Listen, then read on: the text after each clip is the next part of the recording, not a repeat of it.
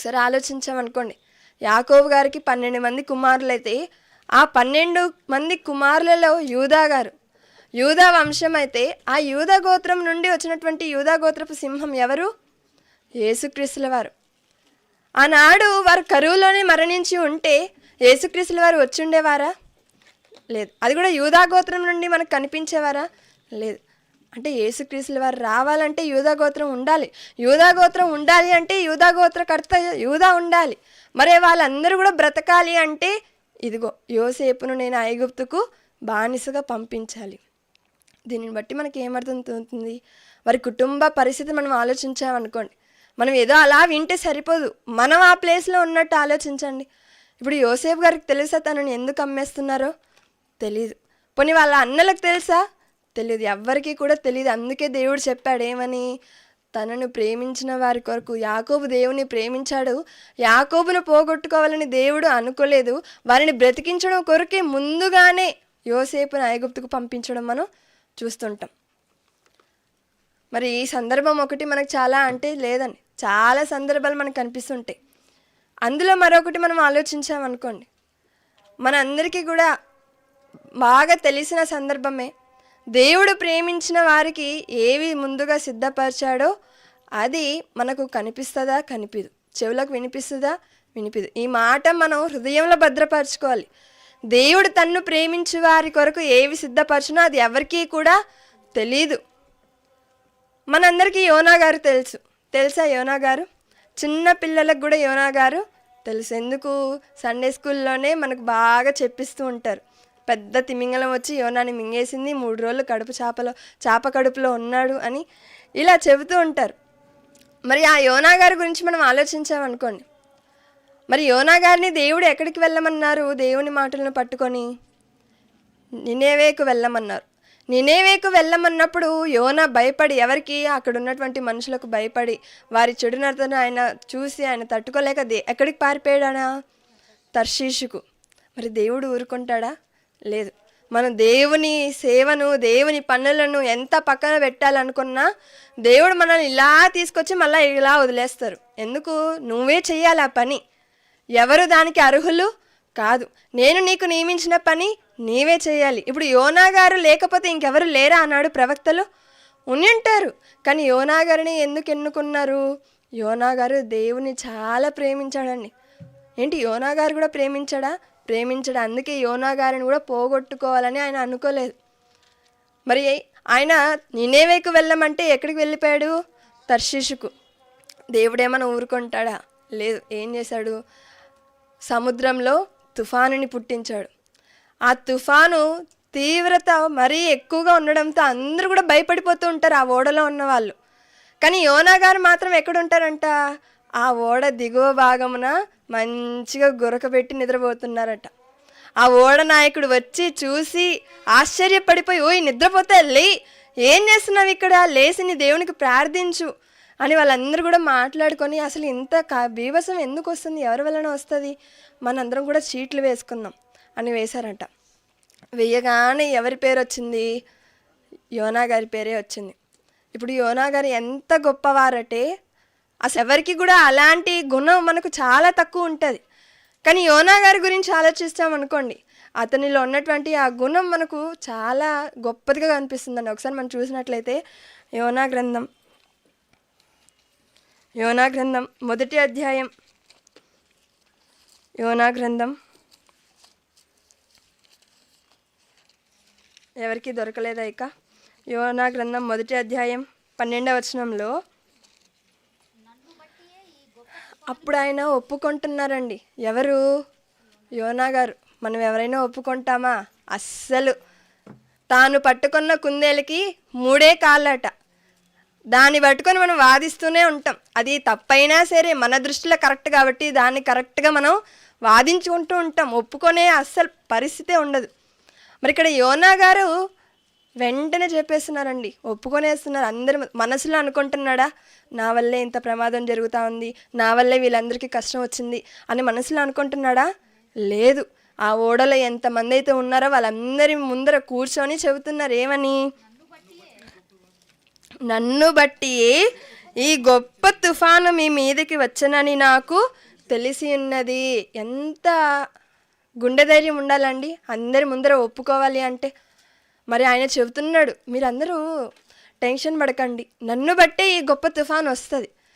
ఏం చేసావయ్యా అంటే, ఇదిగో దేవుడు చెప్పిన మాటను మీరాను, దేవుడు నన్ను శిక్షించడానికే ఇలా చేశాడు, నన్ను బట్టి ఈ తుఫాను వస్తుంది. మరి ఇది కామైపోవాలంటే ఏం చేయాలి అంటే, ఇదిగో మీరు నన్ను ఎత్తి సముద్రంలో పడవేయండి అనగానే వాళ్ళు ఏం చేశారు, ఎత్తి పడేశారు. యోనా గారు సముద్రంలో పడారు. మరి ఆయన పడిన తర్వాత ఆయన పరిస్థితి ఏంటి? దేవుడు ఎవరికి ఆజ్ఞాపించి ఉంచాడో తెలుసా? ముందుగానే ఒక మత్స్యంకి. యోనా గారు ఎప్పుడైతే ఆ ఓడల నుండి అలా క్రింద పడనై ఉన్నారో, కరెక్ట్గా అదే సమయానికి నోరు తెరుచుకొని మత్స్యము యోనా గారిని మృంగాలి. అది దేవుడు దానికి ఆజ్ఞాపించిన పని. దేవుడు చెప్పాడా? ఒకసారి 17వ వచనం చూడండి. గొప్ప మత్స్యము ఒకటి యోనాను మృంగవలనని యెహోవా నియమించి ఉండగా. దేవుడు చంపాలనుకున్నప్పుడు, దేవుడు శిక్షించాలనుకున్నప్పుడు మళ్ళీ ఎందుకు దేవుడే నియమించాడు? దేవుడు తన్ను ప్రేమించి వారి కొరకు ఏవైతే సిద్ధపరిచారో అది అస్సలు మనకు హృదయానికి గోచరం కాలేదు. అందుకే ఏ దేవుడైతే శిక్షించాలనుకున్నాడో అదే దేవుడు మత్స్యానికి ఆర్డర్ వేసి ఉంచాడు. ఎప్పుడు? పడిపోయిన తర్వాత చెప్పాడా? పడక ముందే దానికి నియమించాడా? పడక ముందే దానిని నియమించాడు. క్రికెట్ ఆడుతూ ఉంటారు పిల్లలు. క్రికెట్ ఆడుతూ ఉన్నప్పుడు బ్యాట్స్మెన్ ఆ బాల్ని అలా వేసినప్పుడు అందరూ దేన్ని చూస్తుంటారు? బాల్నే చూస్తుంటారు అలా పైకెత్తి, అది ఎవరి దగ్గరికి వస్తుందా అని. దాన్ని పట్టుకోవడానికి నిలబడుకొని ఉంటాడు కదా ఒక వ్యక్తి, పొరపాటున వదిలేశాడు అనుకోండి, ఎన్ని తిట్లు తిడతారు, నీ వల్లే అవుట్ అయిపోయాం అంటుంటారు. అలానే మనం ఆకాశంలో ఏది చూస్తున్నప్పుడు కూడా సగానికి సగం మనం నోరు తెరుచుకొనే చూస్తాం. కావాలంటే ట్రై చేయండి. ఏరోప్లేన్ వెళ్తున్నప్పుడు కానీ, ఏదైనా వింత పక్షి వెళ్తున్నప్పుడు కానీ మనం ఆన్ తెరుచుకొని చూస్తూ ఉంటాం. ఇప్పుడు సముద్రంలో కూడా మత్స్యము ఎలా ఉండాలి? అని తెరుచుకొని ఉండాలి. యోనా గారు ఎప్పుడు పడతారో తెలీదు, కానీ అదే ఓడలో నుండి ఒక వ్యక్తి పడవేయబడిపోతున్నాడని, అది ఆ ప్లేస్లోని ఆ వైపుగానే పడేస్తారని దేవుడు ముందుగానే ఆ మత్స్యమును నియమించి ఉంచాడంట. ఎందుకండి? దేవునికి అవసరమా? అవసరం. ఎందుకు? యోనా గారు దేవుణ్ణి ప్రేమించాడు కనుక. యోనాను పోగొట్టుకోవాలని దేవుడు ఏమాత్రం అనుకోలేదు. కాబట్టి 3 రోజులు ఆ మత్స్యం కడుపులో బుద్ధి చెప్పించి మరలా తన పనికి తాను ఏర్పాటు చేసుకున్నాడు. ఇక మనం చివరిగా ఒకరి గురించి ఆలోచించుకున్నాం అనుకోండి. మనందరికి తెలిసిన వ్యక్తి ఆయన కూడా. మరి యెరూషలేము నుండి బబులోనుకు చెరగా కొనిపోబడతారు, అంతేనా? యూదులైనటువంటి వారు యెరూషలేము నుండి బబులోనుకు చెరగా కొనిపోబడినప్పుడు వారిలో అనేకులు మనకు కనిపిస్తుంటారు. షడ్రకు, మెషకు, అబేద్నెగో, యెహెజ్కేలు, దానియేలు. మరి వీరిలో మనం దానియేలు గారి గురించి ఆలోచించామనుకోండి. దానియేలు గారు బబులోను రాజ్యంలోనికి వెళ్ళి ఒక బానిసగా, ఒక దాసుడుగా కొనిపోబడ్డాడు. కొనుపోబడిన తర్వాత బబులోను రాజ్యం తర్వాత ప్రపంచాన్ని పరిపాలించిన సామ్రాజ్యం ఏంటి? బైబిల్లో ఉండేది ఎలాగో అడగలేదు నేను. ప్రపంచాన్ని పరిపాలించిన 2వ సామ్రాజ్యం ఏంటి అని అడుగుతున్నా. హిస్టరీ. మాదీయ పారసీకుల సామ్రాజ్యం. మరి ఆ మాదీయ పారసీకుల సామ్రాజ్యాన్ని పరిపాలిస్తున్నప్పుడు దర్యావేషు అనే ఆయన పాలనలోనికి వస్తారు. ఎన్ని సంస్థలు ఉంటాయంటే సుమారు 120 సంస్థానాలు ఉంటాయి. ఆ మాదీయ పారసీక సామ్రాజ్యానికి క్రింద 120 సంస్థానాలు ఉంటే ఒక్కొక్క సంస్థానానికి ఒక్కొక్క అధిపతి నియమించబడతారు. మరలా ఈ 120 సంస్థాన అధిపతుల మీద మరి 3 అధిపతులుగా నియమించారట. ఆ 3లో కూడా ముఖ్యుడు ఎవరు అంటే దానియేలు గారు. మరి దానియేలు గారు ఎవరు? ఆ దేశపు వాడా? కాదు. దానియేలు ఎలా వెళ్ళాడు ఆ దేశానికి? బానిసగా వెళ్ళాడు. బానిసగా ఒక దాసునిగా వెళ్ళినటువంటి ఆయనను 120 సంస్థానాలలో అధిపతిగా కాకుండా వాళ్ళందరికంటే పై అధిపతులలో వాళ్ళల్లో కూడా మరి ముఖ్యంగా పెడితే వాళ్ళందరూ చూసి ఊరుకుంటారా అండి? మేము ఎప్పటి నుంచి ఉన్నాం, మా పుట్టిన దేశం ఇది, మేము పుట్టిన నేల, మాకే లేని స్థాయి వీళ్ళకెలా వచ్చిందని ఆ 120 మంది అందరూ కూడా దానియేలు మీద కన్ను వేశారండి. ఎలాగైనా ఇతన్ని మనం అధికారం నుండి దించాలి, ఎలాగైనా ఇతన్ని బ్యాడ్ చేయలేదు. దర్యావేషుకు కూడా దానియేలు అంటే చాలా ఇష్టం. మరి ఒక చక్రవర్తికి ఇష్టడుగా ఉన్నాడంటే మనం దానియేలు గారి గుణం ఏంటో మనం అర్థం చేసుకోవాలండి. మరి దానియేలు గారు ఎవరు అన్నప్పుడు ఆయన ఒక యూదుడు, అంతేనా? యూదులకు ఉన్నటువంటి ఒక నిష్ట ఏంటంటే రోజుకి ముమ్మారు వారు దేవునికి ప్రార్థించేవారు, దేవునికి తప్ప ఎవరికి కూడా వారు నమస్కారం చేసేవారు కాదు, అంతేనా? యూదులందరూ అంతేనా? మరి ఎస్తేరు గారి కాలంలో ఆలోచించామనుకోండి, మొర్దెకై, హామాను మొర్దెకైని ఎందుకు చంపాలనుకున్నాడు?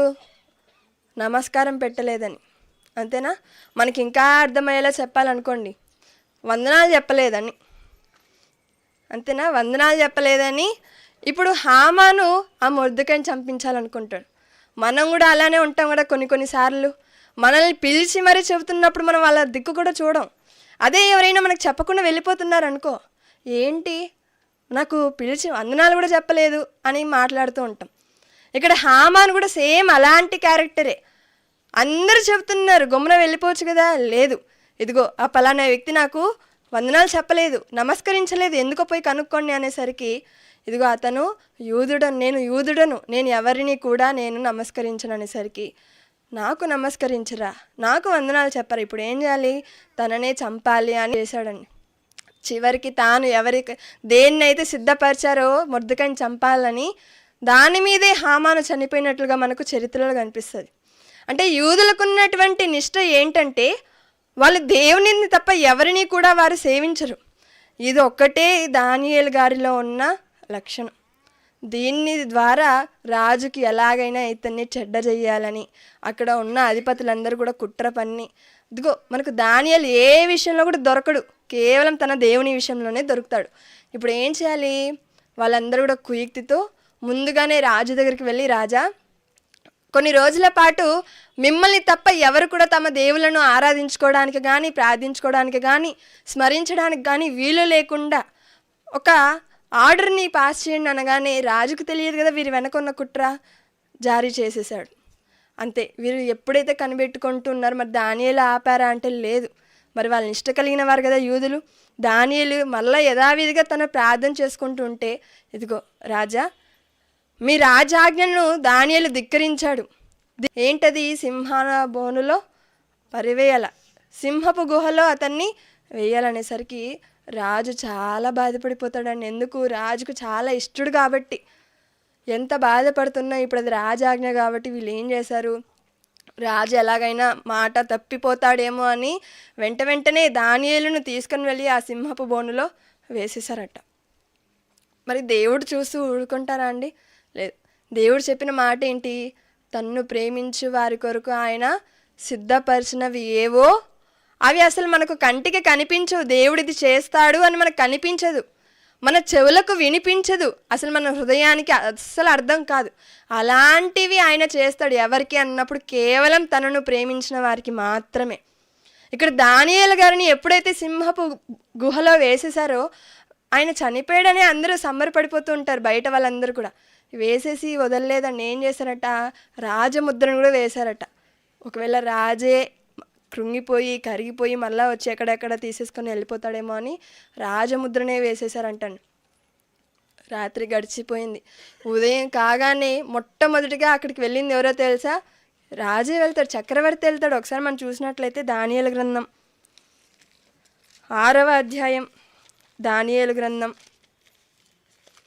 6వ అధ్యాయం,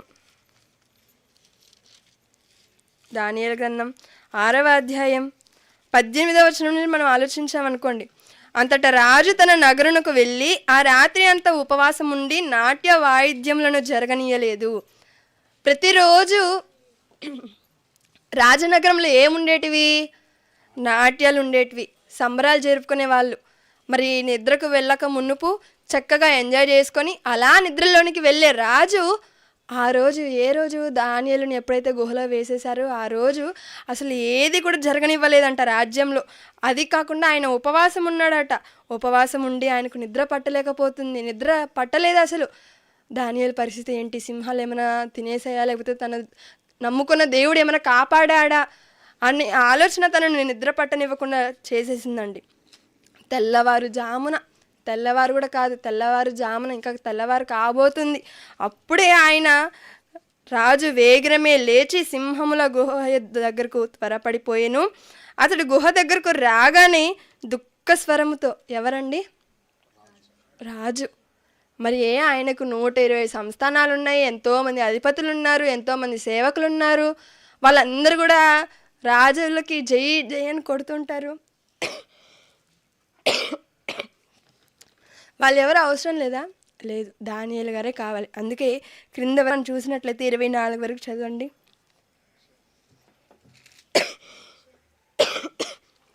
ఎవరి చేతిలోని బైబిల్ లేదనుకుంటాను. దానియేలు గ్రంథం 6వ అధ్యాయం 18 నుండి నేనే చదువుతాలేనండి, మీరు వినండి చాలు.